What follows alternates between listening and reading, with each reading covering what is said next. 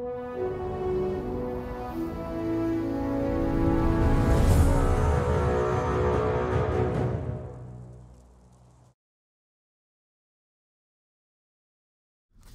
guys, this is Tim behind the mic. Max is out today. We're bringing you Tyler and Ben with our weekend wrap up. Let us know if you can, or with our week wrap up, let us know if you can hear us, please. Can they hear us? It's good. Happy Friday. Lockin says he can hear me. All right. Okay. Go, boys. Welcome all. So Max is out right now. He and his wife. God, I can't get through one sentence. You just got to get in there. He and his wife just welcomed a baby girl into the world of, I assume, board gaming, if I know Max pretty well. So he's off on a bit of paternity leave. I'll have a picture in today's update of that. Max, if you happen to be watching, hope everything's still okay and you're not pulling your hair out yet, because she's not even a teenager yet. Actually, with my kid, she's not. When she was 2, she was already rolling her eyes. Okay. So we've had a pretty busy week. Part of we're getting back into our weekly updates. Tim's over here giggling over chat. What? Lawtween didn't even know that Max was pregnant.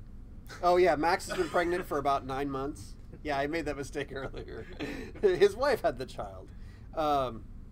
So now that I've lost my train of thought, we've been getting back to our regularly scheduled updates. I think it was Ash and Andrew last week. This week it's Ben and I.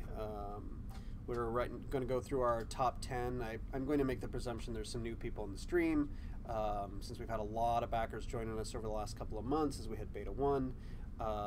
Typically we try and keep to a weekly cadence of updates on Friday afternoons. Our top 10-ish is what we call it, because it's typically over 10 items, is mainly just a quick highlight of some of the work that we're doing during the week, whether it's completed or in progress. So we'll go over that. We'll do a brief Q&A. The Q&A should be centered around the people who are behind the couch, and since Tim is vocal, you might have a couple of gameplay questions for the guy behind the mic. I don't know. Ben's more of design questions. I'm more production and art questions. With that, I might as well just jump into the top 10. We did a bit of testing yesterday, some testing today. We do not have any scheduled testing for tomorrow or for the weekend, so keep an eye on the testing schedule, which I'll link again in today's update for next week, because we've got a lot of things going on that'll probably be going in next week to get tested. Okay. Top 10-ish. Number 1, multi-server testing. This week we've been doing several interesting tests, as you've all seen. We've been working on configuration against multiple and different servers. Hopefully you guys had time to jump in. We ran everything on Hawking at one point, which was... we'd run anything on Hawking before? We have, briefly. Yeah. It's been user-facing a few times, but it hasn't been updated in like a year. Yeah, so this time we had a bunch of people jump on, craft, build, traverse, travel between zones, play scenarios, kill each other, and it all went really well. Today we also had a bunch of bots in there, 1,200 bots that we had a bunch of players jump around with. Great performance, great testing. We'll probably continue some of that next week. Number 2, tech, building damage. So Andrew's been heads down working on building destructibility. The first part is to get us back to being able to damage blocks in a manner that will support the large battles we're focused on. If anybody's been in any of the Beta 1 testing, you'll see that we have plenty of smaller plots being placed all over the islands. Part of that is to test performance, not only rendering it, but networking. And what we want to do is get back to big destructible buildings that we can attack. One thing I didn't mention here, we're also looking at some shader changes so that we can do visual destruction on the blocks as well. Number 3, you want to hit any of these? I'm just going. This is all tech stuff, I think. I can just keep going. Yeah, sure. Number 3, tech targeting. So is Ben going to do the art stuff? Yeah, you do the art stuff. I'll do all the design stuff. We don't have any design ones on here right now. Targeting, one of the first improvements to combat you'll see in the near future is some improvements to targeting and target readability. We're working to improve our tab targeting heuristics as well as the visibility of our target icon readability. This is one of those things that we knew we needed to get to. It just wasn't one of the highest priorities that we needed to figure out at the start of Beta 1, and it is part of our 30-day list of things that we're hitting. obviously within the first 30 days. The important takeaway from that one is we're working on making it so you don't tab target corpses anymore. Yeah, no more corpse targeting. Art, animation. Animators have been working on some new death animations that, as I've put it, have a bit more color. These ones show up less often. We can change how often you see these things. So look out for those. Along with that in animations, we've been working on several fidgets in both the combat and travel stances, as well as fidgets specific to races. We've been working on a lot of these things just to kind of bring in more life to the characters, a little bit more nuance to the classes as well. I wonder if Joe got his in today. I'm really looking forward to seeing his on the Stone Healer. Tech, database updates. While it may not be the flashiest work, but now that we are in Beta 1, one of the items of tech debt we get to address is our database updates and world state database, which have been a pain point for some time. These updates will make it a lot easier for us to add more content and get that content faster. Number 7, Art Stats UI. Small update, but one that should make the stats page much more readable once it's implemented, taking us closer to a more cohesive UI experience. I actually have an item down at the bottom I can jump to. Ku has been working on a lot of the styling of different UI elements that are not yet in the game. He's always working ahead of those things before they actually get implemented. He's also been working on a style guide so that there's some cohesion to all of the UI elements in the game, so that when anybody but him is trying to work on things, they know how things are supposed to look. Number 8, tech, proxy swapping. This is a great technology that you will hopefully never notice going on behind the scenes. Colin has implemented the capacity for us to seamlessly move players in and out of proxies as we load balance, or in the case of failure, so that you guys simply have a seamless experience. Number 9, area lighting. I think I wrote that wrong. It's more like area lights. Dave and George have been working on updates to the lighting system to give us better lighting by changing our point lights to area lights. This will also include more controls for the artist to create more lighting variation. And I should actually, wish I had brought a pen, should put a note on here that this also, depending on where we replace the point lights we've used in the game, will improve performance. One of those points, the Scenario 2 Dragon Fang Isle, the crystals, Mike had placed like several different point lights moving around, and without going into a lot of detail, we can remove like 3 or 4 lights and just put in one big area light that'll fill a volume and give us more control over it. Shadows. So George did some work to improve how dark it was getting for players in some of the shadowed areas. While we do want there to be dark areas in some of our forest areas, these were just getting a little bit too dark. Combat music. So DB's gotten in some new combat music that is a bit smarter and should make combat feel more exhilarating and engaging. Turn on the sound and check it out. One of the things I'm going to ask DB to do is give us a little bit of a write-up on kind of how he's implemented it, because we needed to get that in the hands of testers just so they can give us some feedback and say, hey, it's working or it's not working. Admin commands. So you may have noticed the new admin icon above the heads of CSE staff. Rob has been working on improving our admin commands in-game for game mastering and debugging of traits. 13, battle groups chat. A host of small issues in battle groups were addressed, and we hope it will be a better experience now. I think, did we put in any of those changes recently, Tim? Do you remember? What? The battle group stuff that was getting changed? The code is in, but it's not really ready for user consumption, so we've been doing a bunch of internal testing to find all the low-hanging fruit before we put it in front of them. Okay, so still not in your hands yet, but we're working on it and getting a bunch of bugs out of the way. Environment art. Tyler and Dion. I'm Tyler. Spent much of this week filling out the home islands with more wilderness or buildings built by our Builders Brigade. These changes will be visible in later testing once we push those changes forward. This includes filling out some more of the areas as buildings have come in. Like if you go up the stairs behind kind of the big hall that's up the stairs, there's like a small village of houses that Deanna and I have been working on to kind of integrate better into the terrain. That's it, actually. That's 15 items. Yay! I think you missed 15. Did I miss 15? He sort of did. Oh, I jumped. That was James. That was the one I jumped ahead that was relevant to 7. Okay. Okay. Sequences get a little fuzzy with artists. Yeah. They do. We tend to go for the brightest. You didn't like the feng shui of the numerology. Yeah, the brightest colored thing. Okay, so it's been a while since I've been in front of the camera, and I think maybe for you too. Yeah, things have been busy. Yeah, we've been really busy. Like I said, we've had a good time getting into beta, which has been great. We've had a lot of great feedback, and we're already just turning our attention into the next things to do. So let's jump into Q&A. If you have any questions about designing all the things, ask Ben. You know, if you want to know why your Black Knight's having difficulty against an archer, Ben's a great person to ask about that. That's a popular We were topic. talking about it earlier. Go for it. Do we want to hop into Q&A, or are we going to talk about the thing we were talking about earlier? Which I just talked about like 10 things earlier. Never mind. So Q&A? Yes. Okay. Nothing to see here. Move along. All right. So we'll jump in with one on sort of designy things, but sort of production things as well. Scorpo67 asks, I saw a very interesting post by Mark regarding the Flame Warden. It was on the What's Going On thread. Should we expect to see that class in our near future, or should we expect to see 64-bit make its way prior to more systems and classes? Well, what does the timing on 64-bit look like? 64-bit is part of our focus right now, so that's going to be happening sooner rather than later. Okay, so that'll probably That's happen one of our first. highest priorities to get in, and that's part of the coherent push, I believe, as well.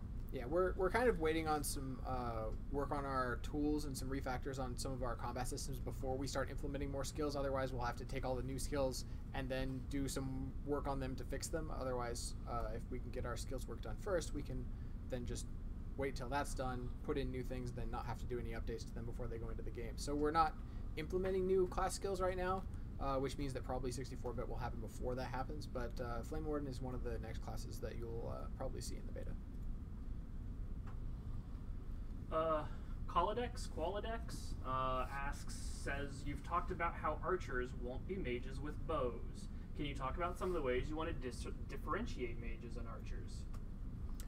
Yeah, so a lot of the abilities that you'll see with archers, it's a little bit less evident now because you're only using the pre-built skills and you don't have the skill builder. So like the archer skill network and the way that their components fit together is different from the mage skill network.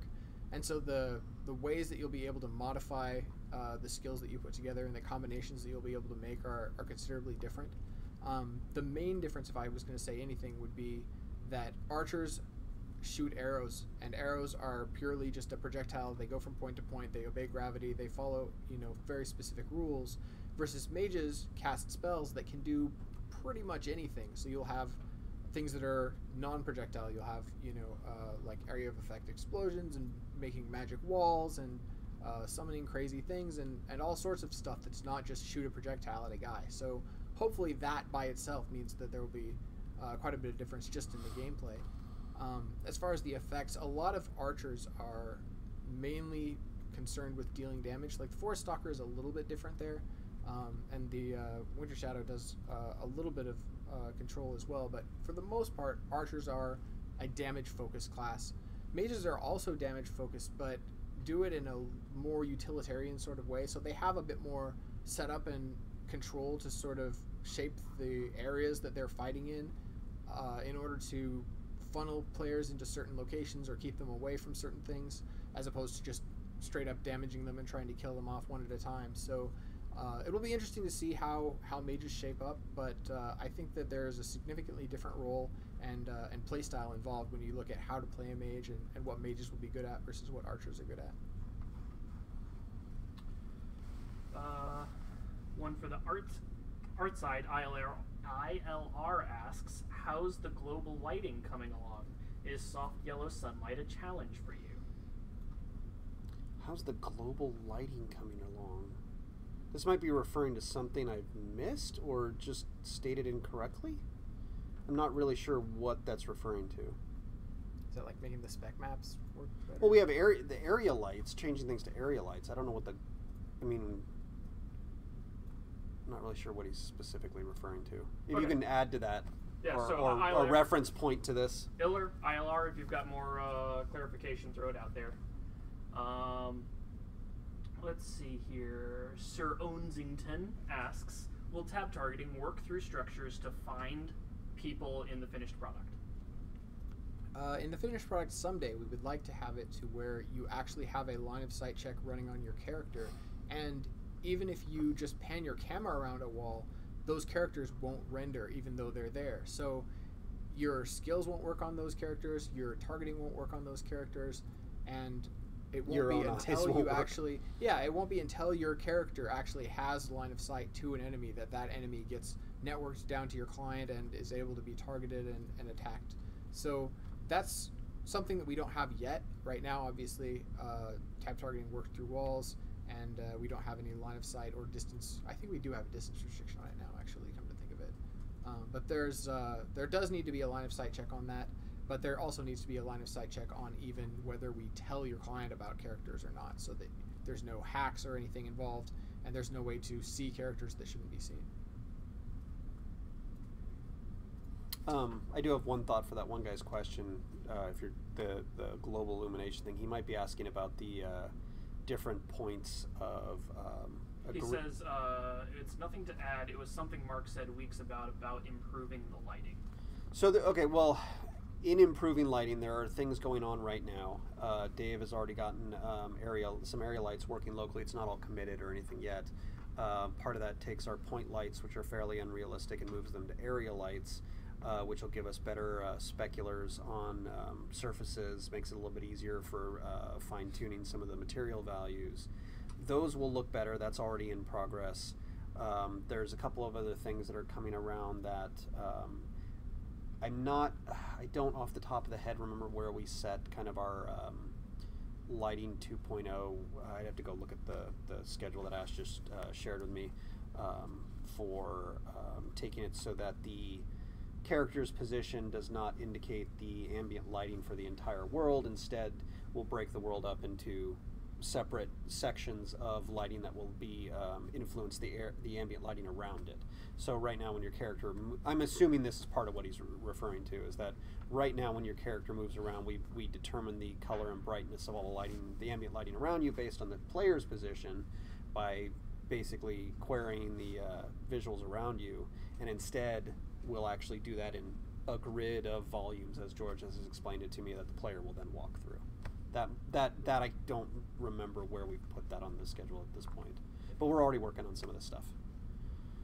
And a lot of that is like, a lot of the lighting stuff is like little incremental improvements on top of each other, and so we're sort of taking this opportunity to just like let George and Dave sit down and do a whole bunch of little incremental improvements so that we can see a big incremental. Yeah, and one of those was the area lights, which, like I said, Dave's already got working. Since we were talking about this earlier, I'm going to sort of throw two questions together. Strike JK asks, balance question, how happy are you with the current balance of melee versus range, and what kind of gap closers can we expect to get in the future? And TV Airmod says, are you really worrying about actual classes, or should we, for the duration of Beta 1, just view those classes as placeholders I always thought they were supposed to be? So earlier in development, like during pre-alpha and during alpha testing, we had actual like placeholder classes, right? We just sort of had fighter as a generic class. Yeah, as archetypes. So those were just generic placeholder just to get some testing on the ability system and have stuff to run around and play with to do some testing on the client and the server. At this point, we actually have the classes with their proper class names and everything that we're expecting to have at the launch of the game. So as we have like the Black Knight, that is going to be a class that you will be able to play. So it's not a placeholder, it's not temporary. The only thing that I would say about having the expectations about that is that they're working on a very limited set of skills right now. So as I was saying earlier when talking about mages, we have still quite a ways to go on our combat system, on our skills in general. So the capabilities that the characters have right now are fairly limited because we have a fairly limited set of things that our system is capable of doing. So the characters that we have now will gain a lot more skill parts. We'll turn skill building back on, so you'll be able to make your own skills out of those parts. And the functionality of those parts will be more complicated and nuanced once we have more mechanics that we're able to work with.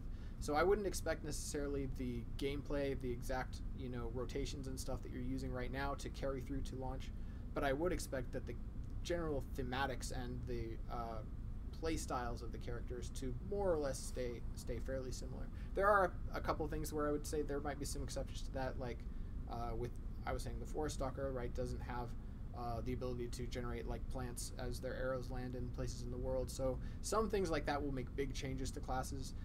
But for the most part, as we have the heavy fighters running around doing melee things, that's going to be pretty much similar. They're just going to get some more tools and some more mechanics that will make them fit better in their role and have some more interesting things that they can do.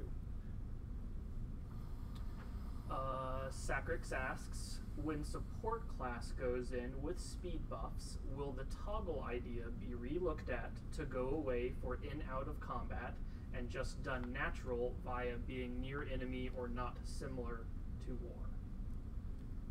That's worded interestingly. So that sounds like two things that aren't necessarily very related. One of them is getting the support classes into the game. That's not necessarily going to change a whole lot about the other classes that are in the game. The idea of having a travel stance is generally to make it so that if you're just running around and doing combat, you're doing so at a speed that is comfortable and reasonable for the game and the mechanics. And then the speed at which you move when you're running from, your home city to where the fighting is way far away, or, from your house back to the main city or back to a town where you're going to do some trading or something, that speed is different because it's not necessary to keep you as slow as you are running around actually doing combat things while you're traveling through the world. And this is sort of in lieu of having something like a mount in another MMO where you would just get on your horse and your horse goes faster, but if you ever get into combat, your horse goes away because we don't want to deal with the problems of more polygons and animations going on for mounts at the same time we're having characters going around in combat. So that's sort of where that distinction came from. The mechanics around it specifically are something we can work on outside of the context of support classes. So our skill system has has some limitations right now that we're working on overcoming and improving upon. So things like being able to dynamically toggle a modal state based on interactions in the game world is something we can't do very well right now. So we're just manually toggling it by pushing the button and turning that mode on and off. But really what's happening there is you're changing between one stance and another, and because characters only have a limited set of stances right now, every character I think only has access to one stance besides travel. Later you'll have access to more stances than that. So changing from which stance you're in to which stance you want to be in will be a thing that you will be doing a lot more of, especially for fighters later on in the game. So going into travel then is something we can look at as either another one of those stances, such as it is now, because we kind of need it to be that way mechanically, or we can look at that as being sort of a separate toggle where it's something you turn on and turn off. But I don't think we will ever go the route of making it dynamic, simply because it's too uncomfortable to have situations outside of your understanding or control toggling you in and out of a mode that's very important to you. So if you're just running along and somebody is standing behind a tree somewhere and the game detects, hey, that's an enemy, so you're bumped out of your travel, like that's something that's going to behave a little bit weirdly. So I think, from my perspective at least, I think that decisions like that are better left in the hands of players so that players can decide whether they want to be in travel or want to be in combat, and then they can take the trade-off for that in mind. So if you're in travel and you get automatically slowed by taking damage, and you take way more damage than you naturally would, you can choose to use travel to go through a dangerous area. Just know that you're taking a risk by doing that. And I think that generally tends out to work better than automatic systems, which some other games have used, where you're automatically put into combat by things happening around you, and then you're automatically taken out of combat by some duration after those things have happened, and so you just have to wait for that condition to automatically be met.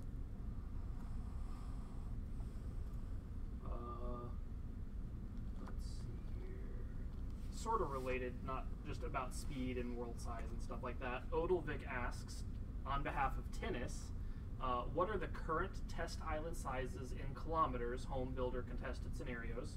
Are you able to estimate / compare them to the size of classic Dayak areas? How big do you think you might go for a single island? I don't know the numbers offhand. Maybe Yeah, I wasn't going to remember. You built the original layouts. I don't even remember what they are. Yeah, well, we adjusted. The problem is we adjusted them Yeah. so many times in order to get them to a size that would be not too big for characters to run around on, and not so big that we would have issues with spawning the number of characters or bots or buildings or whatever. A lot of it was on Yeah. buildings because we were concerned about how many houses are going to fit on this Yeah. island, and we needed to make it bigger and the bigger number to support changed. And yeah, so it's really hard to remember those numbers right offhand, but I think all of our world right now is much, much smaller than Dark Age, because that's a full completed game with frontiers and PvE zones and dungeons and everything, and really we just have a few little spaces carved out just for the purposes of early testing. So we're not trying to build an entire game world right now, but certainly as we move forward, space will get bigger and bigger. yeah, and we will built end up with big islands in the past that are we've put together, multi-zone and in the past we've put together some spaces that are very, very large just to test our tech, but we don't really have a good test case for those right now. Most of the things we're trying to test only need a fairly limited amount of space, so there's no reason to make you guys run around huge gameplay spaces at the moment, and there isn't a lot of art assets and stuff to make those yeah, I mean, spaces even very part interesting. of this was like, let's make sure that there's those tents just to get your stuff to test crafting. We don't want you running around looking for everything when we really just need you crafting and building. So we just don't need those spaces right now, but as we move into later testing, as we get things like support classes that have speed abilities and things like that, and there are more interesting things that we can put together in the world, like having mines and things scattered around, having building plots that you can actually capture, and having building destruction so you can destroy people's buildings. All of that will necessitate more play space. So expect that to go up as time goes on. But right now our play space in our game is fairly small, and that's for a reason, just makes everything easier for testing.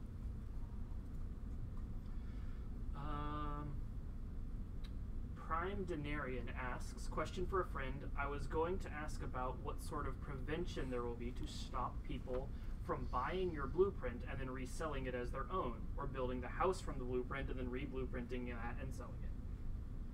I think we talked about this like ages ago, that we would have to have something in place to keep you from blueprinting a blueprint after it be, building it and then re-blueprinting. Yeah, I don't know. That's something to ask Mark more about, I think. As far as I know, there is going to be a blueprinting system where you can take the building concept that you've put together and then use that as a template, and then you can take that and give it to somebody else, and then they can use it to build basically the same building, assuming they use the requisite building materials.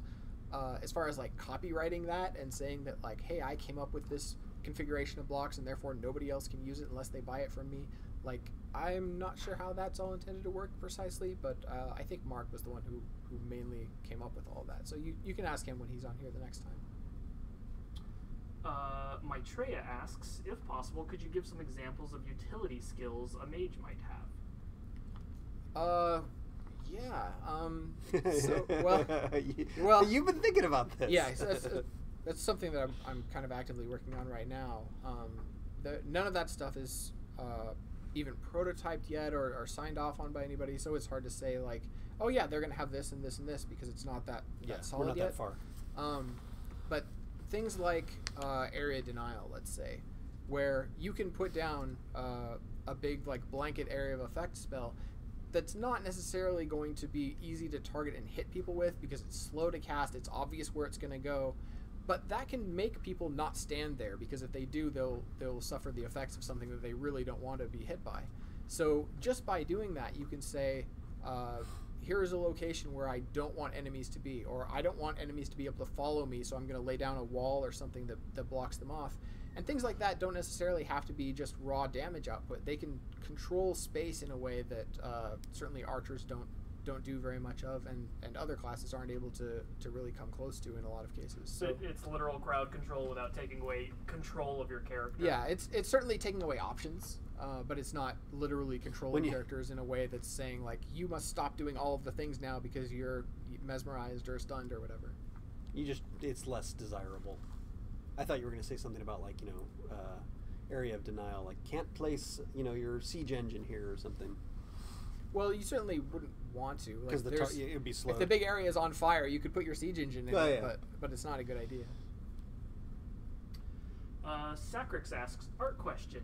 Is the VFX/animations for the other races done with only having human/picked so far, and will we see the old races come back to beta soon? No, there's a whole lot of talk and figuring out that we need to do moving forward to plan out some of the tech to support the different races.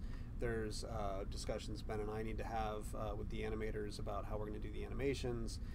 There's a bunch of tech that we need to do for supporting both the animations and the different races do it. So no, there's more to be done there. Yeah, animations are in sort of a similar state when we talk about the combat system, right? Yeah. Where like we have a bunch of animations in only on like the one human skeleton because we still need to work out what all the details of that are, and that's why you're not seeing things with like crazy different skeletons right now. Right, getting to this point was a long haul, trying out a lot of different things. It's not only doing like your A to Z run that it's going to work that way, but it's also like, we're going to try different things, and we've certainly done that with the animations. And I'm fairly confident in what we've discovered and where we've gotten and how the animations have changed. Our feedback has gone more from, I don't like these animations to I want more animations, or I want more characters and more about combat, and not necessarily this didn't feel good. Now, granted, there's plenty more to do in that area, and just listen to backer feedback. But one of the highest priorities on my list of to-dos is to just work through, how do we want all these animations to work? What tech pieces are we missing in the animation system that'll kind of make things look and feel better, less poppy? There's quite a few things to do. What? 2K, my team police asks you to put your toes away. Children are watching. I have good toes. They're not even painted this week. So yeah, there's plenty more to do, and part of that will be figuring out the tech that needs to be done to support races that aren't just scaled. We want to make a giant. One of my, I'm not purposely putting my toes away. How dare you? But like one of my biggest examples was I think we took the giant skin that John had made at one point and put the human male classic skeleton that we had in there. And one of the problems is the bones for his shoulders kind of sat like right here on the giant, so he would always deform in the incorrect position. Things like that, being able to move those bones around to actually say, this guy is truly a different skeleton, whether it be humanoid or not, but his bones are in different positions, and then have the animations work with that skeleton with those new starting point positions is something we need to do. Because we don't want to have to recreate all the animations for just a giant versus a human. But what we do want to do is have a few animations that we do, like maybe their main movements and their runs, or just audits to existing animations, so that maybe they have a bigger heave when they move things, stuff like that.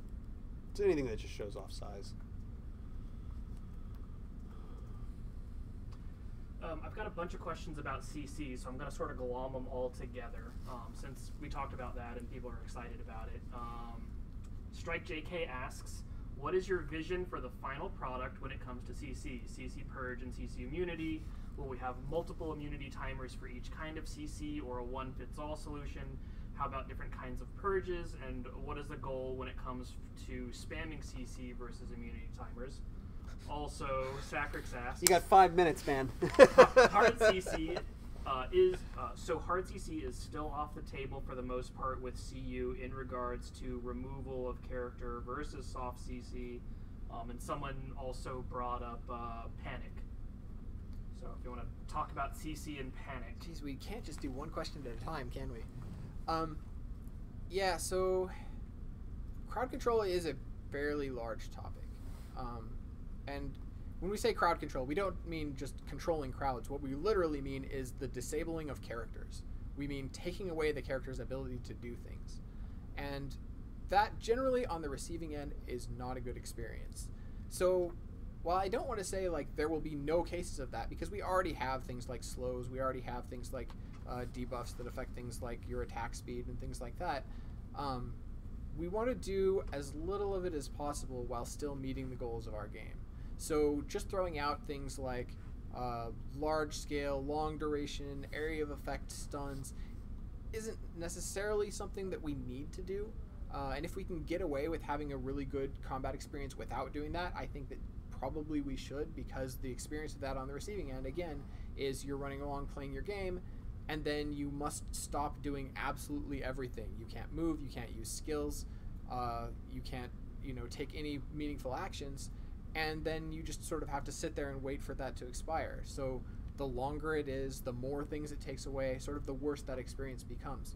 So I sort of look at this as trying to take away less things for less long, and then see how far that gets us. If we need to have longer duration things, it's better to have longer duration things that do less. Like, for example, instead of stunning you for, say 10 seconds, we could just take away your ability to use certain skills. Or we could just take away your ability to move but not use skills, so you could still use skills while stationary. Things like that, so that you're not taking away the ability for characters to have any agency or any interaction while under the effects of some of these things.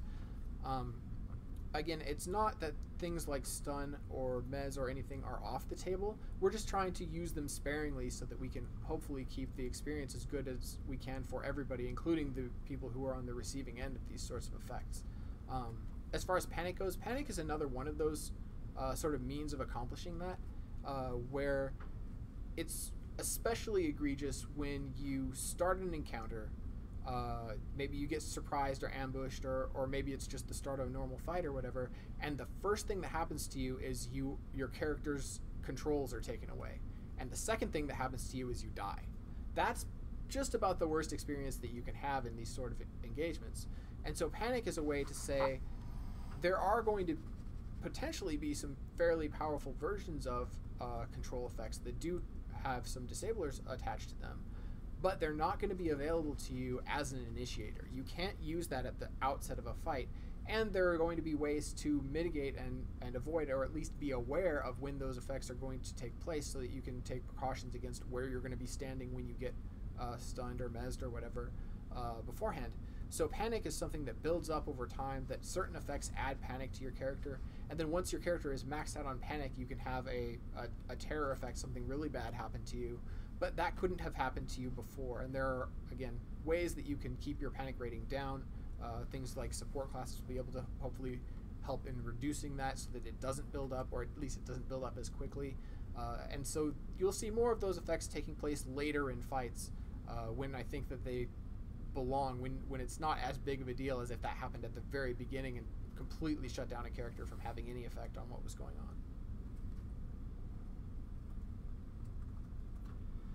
Okay, giant ass question, and we'll chase it with a potentially equally large one. Sacrix asks, then when is the first prototypes going to represent the actual design, such as ability builder with components and body parts, and what do you think these systems, as of now, after years or theory and some testing? So we had the ability builder in before. Again, when we had our sort of test archetypes where you could play a mage and you could combine fire plus ball equals fireball, things like that. And I thought that it worked out fairly well at the time. And so I don't want to say that that wasn't the real system. It's just that that was a primitive early version of the system, right? And systems are generally something you want to prototype early, get in and do some testing on, and then iterate based on feedback, rather than coming up with this perfect idea in your head and then waiting and then implementing it and then calling it done. So iterative design and the ability to take something and put it in fairly early before it's been really completely thought out and considered all the possible angles and tried to plan perfectly, means that you get feedback and you're able to take it in a direction based on how it actually feels and what people's actual experience with it is. So the system that we had in was the system that we envisioned putting in at the time, and knowing that it wasn't going to be the system that we shipped with, but knowing that we needed to get something in so that we got our initial idea of which way to go with it. And so we're going to do some more work on that UI. and do some work on the way that the components and the networks themselves are structured and the way that that whole experience of building skills works, and put that in. It, again, won't be the finished final solution to that to ship the game, but it will be the next iteration of it. And based on what people's experiences with that, how it goes during testing, we will continue to work on it. And it's something that hopefully we will get quite a bit of work on as the time goes on and as more classes get implemented with different arrangements of components required to build their different types of skills on different skill node networks, so that we can make something that really adds to the game and makes it fun. That's a good answer. Anila Gamire says, is nighttime a strategic time to attack? How effective will torch lighting play in the game? Can you security check a keep by having torch-lit areas surrounding the borders of a keep? So nighttime right now in the game is very dark. I think that's one of the things that we're sort of doing. Yeah, we need to make it. We need to make it better. But it is meant to be kind of hard to see at night. But we are also trying to ensure that players have tools like torches, like some spells, to combat that and make it more viable to have nighttime gameplay. Because if it was just you can't really play the game at night, you have to wait for daytime, then there's a large percentage of the time where the game isn't really playable. So we need night to be playable and for there to be some interesting things that you can do only at night or only during the day even, to make there be an interesting reason for this time period to exist. So it is meant that the game can be played at night. Putting torches around, having magic light emitters, and different night vision options so that you can see at night better than you normally would be able to as just a normal person walking around, are ways that we are intending to hopefully make there be some interesting gameplay revolving around nighttime, and not only nighttime but dark areas, in interiors, yeah, I mean it makes caves and things like that. When you're in a dark area, it makes a huge difference whether you decide to do anything that lights anything up. I mean, if you cast a spell, light a fire arrow, or turn on a torch, you suddenly become a target that's very easy to see. One of the things I was going to say is the area lights. I was saying that, I don't think I said this to you, but one of the things we haven't had was tunable. Crap, the word just went right out of my head. The distance the light emits to. The fall off? The fall off. We haven't had any fall off controls. Yep. So, and basically what that means is, how far out does the light reach? How far is it intense up to a point and then begins to fade out? So we've had to kind of balance intensity of the light against how far we wanted it to actually be visible. And I mean, literally the minute I have fall off controls on those things, I could make 2 torches for Ben, one that's like the big Uber torch that, has a very wide effect, and one that's small, and we could easily make a crafting recipe out of that as far as I'm aware, and give players, 2 choices of different ways to do things. Yeah, that's been something that's been really hard about the dynamic lights in the game, is that there's no fall off. So either you get something that's like super bright up close and then goes far enough, or something that's just too dim to be able to see, but doesn't blow out. So part of this, the lighting improvement will also give us better controls over it, something we've been wanting for a little while. Yeah. Unknown RH asks, for Tyler, which of your hand motions in today's stream do you think will be gift out by Discord? Let me think. What was I doing? I was doing...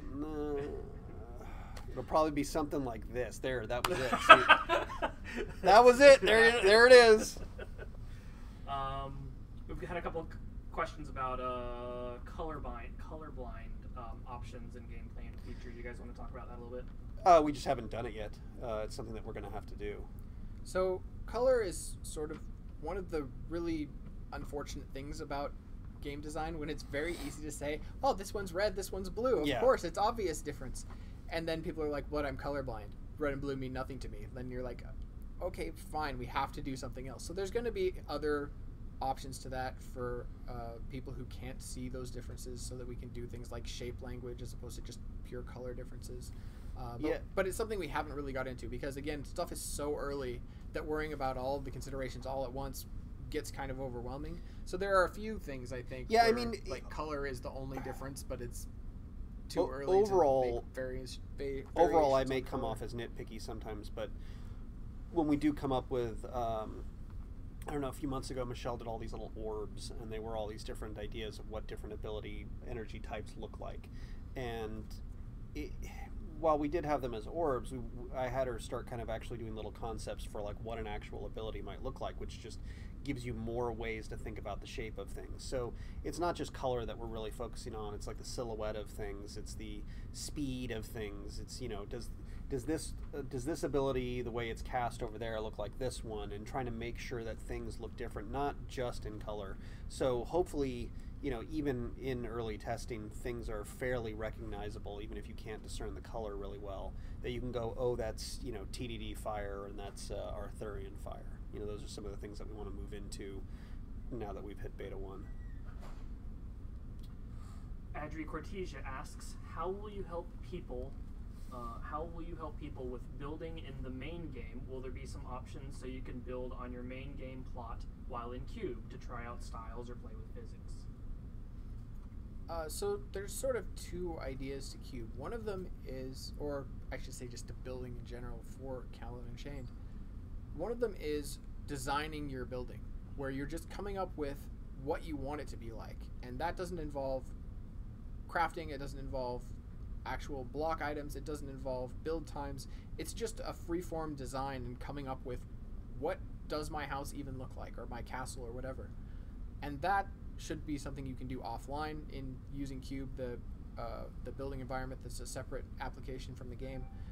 And then the actual building part of it is something that takes place once you have a blueprint, or you could do it freeform block by block if you really wanted to. But ideally, you should have a blueprint before you do that, just to make it easier for yourself, where you can go into the game and take actual time to actually build a castle and have to have all of the resources present on the plot before you do it.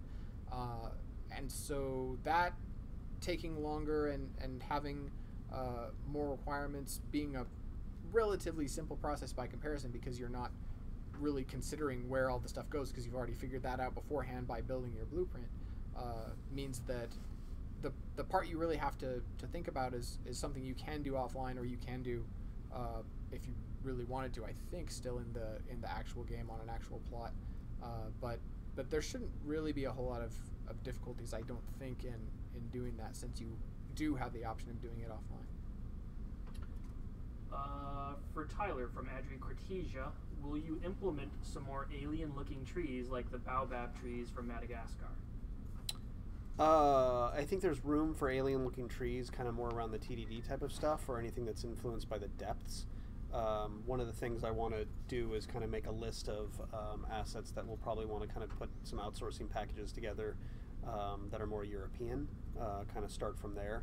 But there's certainly plenty of, you know, creativity to be had around, like, oh, it's a pine tree influenced by the depths, or I think on like the TDD home island, I put in God, for lack of a better word, an oversized succulent plant that's purple with like little dust motes and stuff coming out of it, just to add a little bit more alien fantasy to some of the TDD stuff. Had a couple questions. Carlitos and Sacrix are asking about Healer Vision. Is it still on the agenda? What do we think about it? I still would like to be able to have some way for players to be able to look out over the battlefield and tell who needs to be healed. Healer Vision has been something that we've talked about for a long time. It's something that we still haven't been able to prototype because we don't have that capacity to have that as like a shader option on characters to show their health. But I still would like to try that out and see how it goes. That could be simplified down to something as basic as just having health bars above people's heads. Obviously, that's a little bit problematic with body parts, so that's another discussion that we would have to have if we wanted to do some simplification on the system, is what information exactly gets displayed in an abstract UI element versus an overlay on the character itself. But I do think that knowing who to heal is an important part of playing a healer specifically, and also knowing who is damaged and who you can help to kill off as a DPS character is also important. So being able to have some ideas about a character besides just that's a guy walking around, that's a guy walking around, and I have no idea of the difference until I click on them and look at their health bars in my my HUD. I think that would be a good thing for us to explore and do some work on. I don't know where that's going to end up, again, because it has to go into the game first as an early prototype, and then we'll see what people's reactions to it are, and then if it works out well, we'll keep it and improve upon it. If it doesn't work out well, we'll try to come up with something else. But this is still, I mean, even though we're now in beta testing is still just beta 1. This is the very beginning of us trying to put together something that resembles a real game versus the tech testing we were doing earlier. So this is kind of, you're seeing the first pass and the first attempts at a lot of these things. And so as we add new things that have never been in the game before, like Healer Vision, we'll see how that goes. And then if it goes well, like I said, then that's something that we'll keep. And if not, then it is. Boop, boop, boop.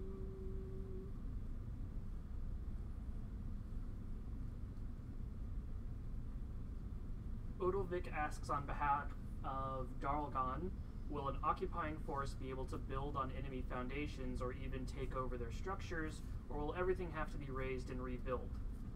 Oh yeah, you can definitely take over fortifications and take over plots. That's one of the important things about the game, right? Where most of the territory in the game is neutral. And so as you go through and you attack enemy buildings, attack enemy keeps, you'll be able to capture them and then basically claim ownership of them and then add to or modify the building in whatever way you want, because now you're in charge of what's there. There might be some things that you can't rebuild yourself, so if the building gets like partially destroyed and the part of it that was destroyed was specific to the realm that had built it, maybe you can't fix it exactly the way that it was. But I think that will lead to some interesting results where you might have a partly destroyed Viking building that it's owned by the Arthurians and they had to repair it in the Arthurian way, so you can tell where the Viking part of it was broken, and then the Vikings can go back and retake it and just rip out all the Arthurian pieces to put it back to being purely Viking again. And I think that'll lead to some interesting results. But yeah, you can definitely capture buildings. It wouldn't be very interesting, I don't think, to make you completely rip everything down to the foundations and then build it all the way back up. Because buildings are going to take quite a while to construct, and so you might want to actually be careful when you're considering your sieges as to how much damage you're doing to structures, because it's going to leave them in a fairly vulnerable state until they're repaired, which wouldn't be the case if you were having to destroy the whole thing to build it back yourself anyway.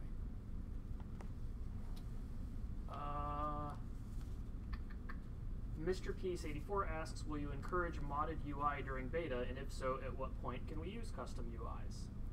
I think you can now, can you? Yeah, I mean... well, so I'll take that one. We disabled it for tech reasons. We're working on a new backend for our UI stuff. And so we've just, on the beta branches, we've restricted UI modding. But once we get that refactor done, which as other people have asked about with 64-bit, that's a big part of our path to 64-bit. Once we get that UI refactor redone and some other critical systems sort of hooked into it, we'll be re-enabling it. It's only temporarily disabled. So here, we've got 5 minutes, so I'll throw you guys an easy one and start looking for a good one. Talk about character customization for Scorpus. Oh, that's a fun one. I can start on it, unless you started to say something. Well, I was just going to look at you, because when are we going to get some cool character customization? So at a minimum, one of the things we did to stress test rendering was we just kind of threw random tints on characters. One of the things I was just writing up words on was how we need to sign off on kind of our characters 2.0, which we've talked about in the past, which is better use of our UVs, better use of the textures we're doing, a different way of atlasing textures, improving the look of some of the materials on the characters. All of that at the beginning of that kind of is we assemble and make our character textures kind of in different places and different than we have before. One of the steps I called on that is we need to identify how many channels we're going to use for tinting, how many different areas we need to carve out, that we do good compression on. I'm actually just talking about the how. The what, which I think was more to the question, was what we want to do is when you create materials in crafting, that some of that material is represented on the model that you're actually using. So if I make a breastplate or a cuirass, is that pronunciation? Cuirass? Sure. What is it? Cuirass? Cuirass.